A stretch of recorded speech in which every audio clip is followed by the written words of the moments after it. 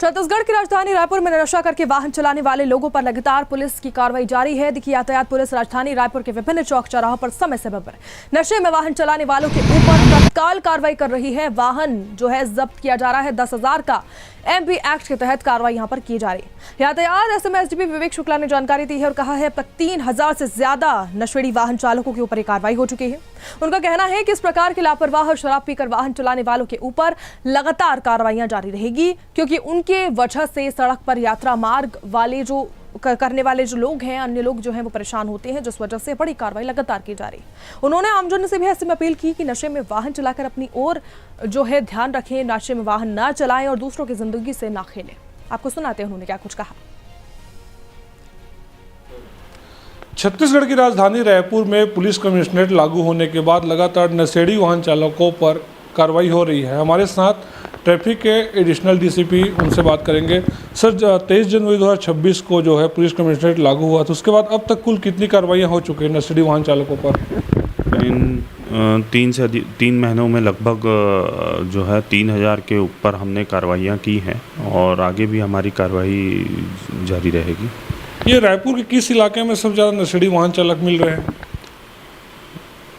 इलाके तो कोई ऐसे स्पेसिफाई नहीं है लेकिन ऐसे जिनकी संख्या जहां पर सर्वाधिक मिलने की संभावना रहती है, हम उन मुख्य चौक चौराहों पर ये कर रहे हैं। लेकिन वो स्थान हमने निश्चित नहीं किया है, क्योंकि सरप्राइजिंगली हम लगाते हैं, क्योंकि हमारा जो मुख्य उद्देश्य ये है कि यातायात में कोई दुर्घटना रहित जो है परिवहन हो।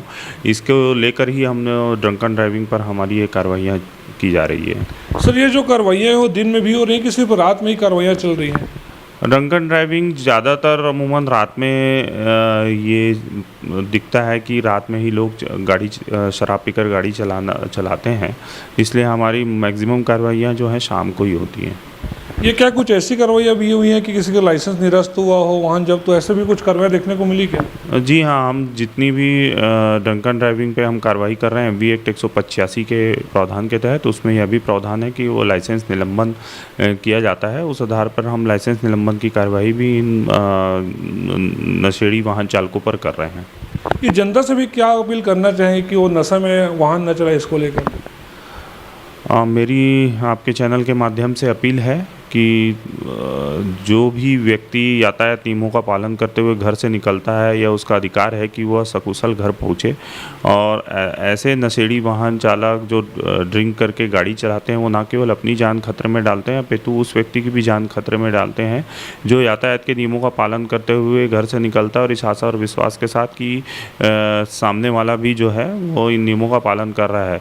परंतु जो नशे में गाड़ी चलाते हैं उनके कारण उसकी जान खतरे में पड़ती है, इसलिए हमारी पहली प्राथमिकता इन वाहन चालकों पर कार्रवाई करना है। और मेरी आम जनता से अपील है कि नशे में गाड़ी ना चलाएं और ट्रैफिक रूल्स का पालन करें। तो ये थे डीसीपी विवेक शुक्ला, जिनका निश्चित तौर पर कहना है कि कोई भी जो है वाहन नशे में ना चलाएं, और अगर कोई भी नशे में वाहन चलाता पाया गया तो उसके खिलाफ जरूर कार्रवाई की जाएगी।